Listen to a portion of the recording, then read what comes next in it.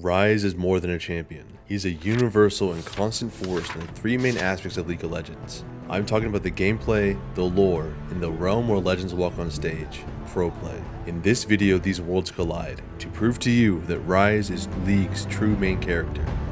The beginning was scrappy. Ryze had ambition and a drive to leave a small Noxii town. He would roam this world and satisfy his warrior soul. He made his own way for a time. He learned to fight, learned to hunt, and learned to take care of himself. He even worked as a mercenary briefly, anything to satisfy his ambition. As a young thief, he snuck onto a ship that radiated wealth. That's where his future found him. The owner backed Ryze into a corner, and with nowhere to run, Ryze first manifested his rare talent. Purple runes began to burn beneath his skin, and his hands rose with power he had no hope of understanding alone. The man was impressed, and from then, Tyrus of Helia took Ryze under his wing.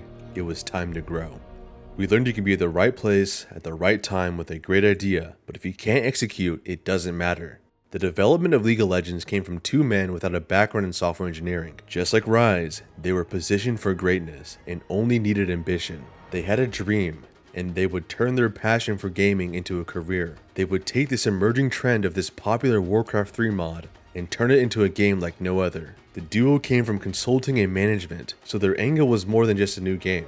They came with a vision. This vision was software as a service, what we now know as a plague on gaming. Young Ryze was now at the right place, the Blessed Isles, where he was among the greatest magic he could ever have hoped to be exposed to. But his master refused, and stalled his teachings. Ryze had the idea, and Ryze had the time, but could not execute anything. This led Ryze back to his roots of stealth and thievery, to find his way to what he desired. Unfortunately, he encountered a very grim obstacle, Thresh. He offered him everything he was looking for to cheat his way out from under Tyrus. After working with Thresh, young Ryze obtained what he desired at great cost. And when his actions unknowingly aided Viego in starting the ruination, Ryze narrowly escaped the destruction of Helia. Ultimately, he questions if it was his fault. This was the cost of blind ambition, and this was the birth of Ryze's quest to contain the powers that lie beyond our control.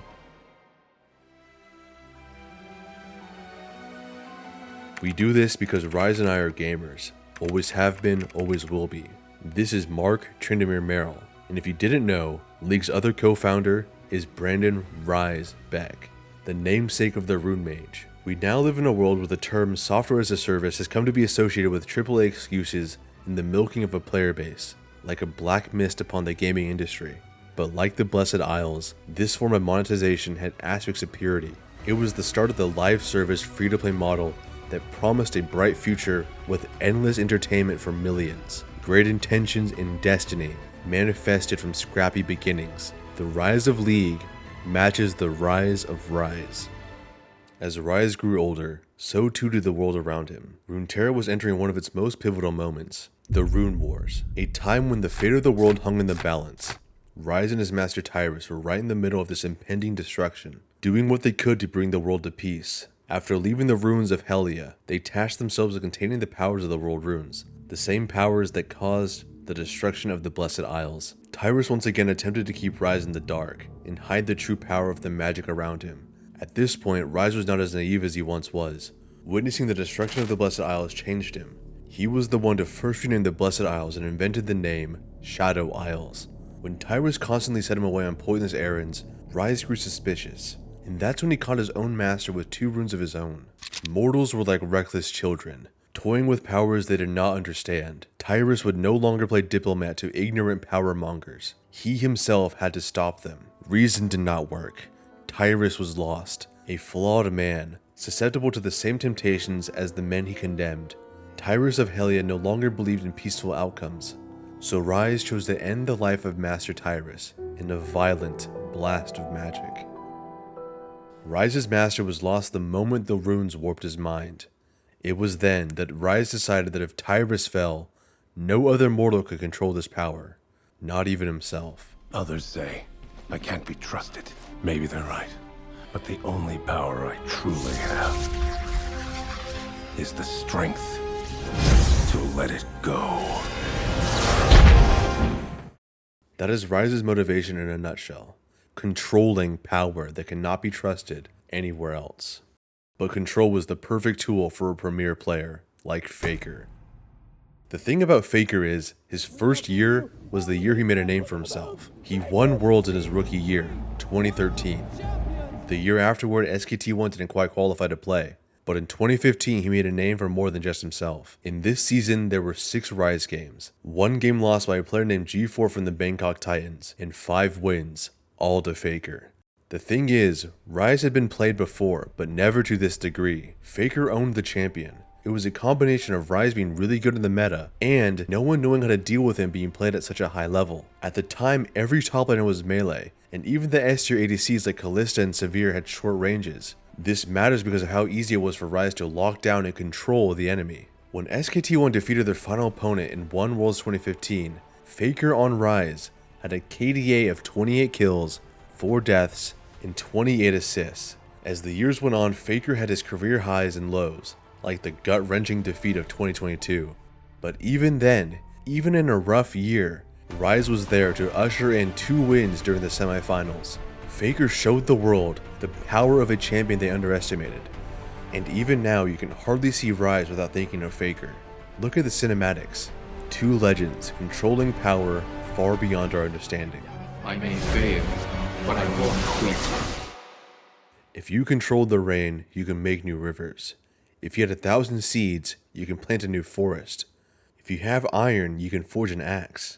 What if you could control the source of magic? You wouldn't need to guide it or nudge it.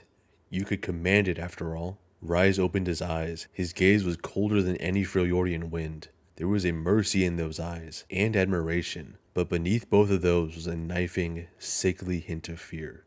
We are back to the lore. Ryze knew firsthand what this curiosity led to. The young mage was a reflection of himself, a curious child seeking to understand the power around him. He should have known that denying this knowledge would only force the young student towards his own answers. His greatest regret now follows him during his quest to contain the runes. Keegan Rhodes, the young mage, Brand. Burns is a constant reminder to his failures, a burning wound carved long ago.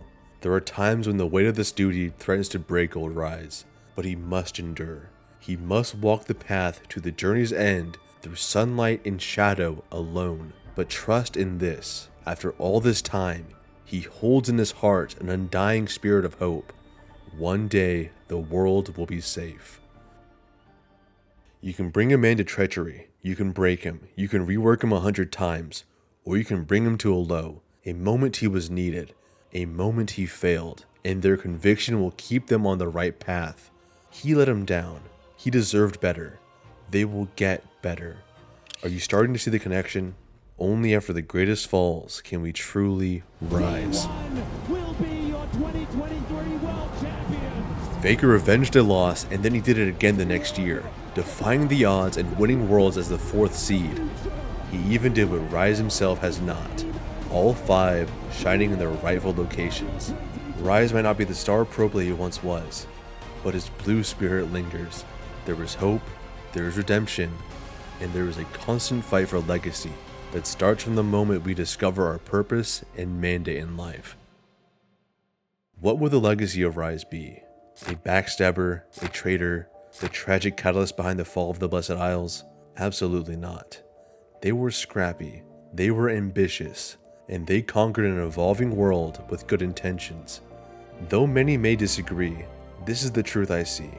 Ryze himself is a league consisting of the greatest player of all time, a founder, and those crazy enough to still be playing him. But to me, and those familiar with the lore, he's a grumpy but selfless hero. He trades joy, temptations, and friendships for a cause thrusted upon him. There is no other champion in lore or in game that beats Ryze for the title of main character. He is what makes this league legendary. Thanks for watching.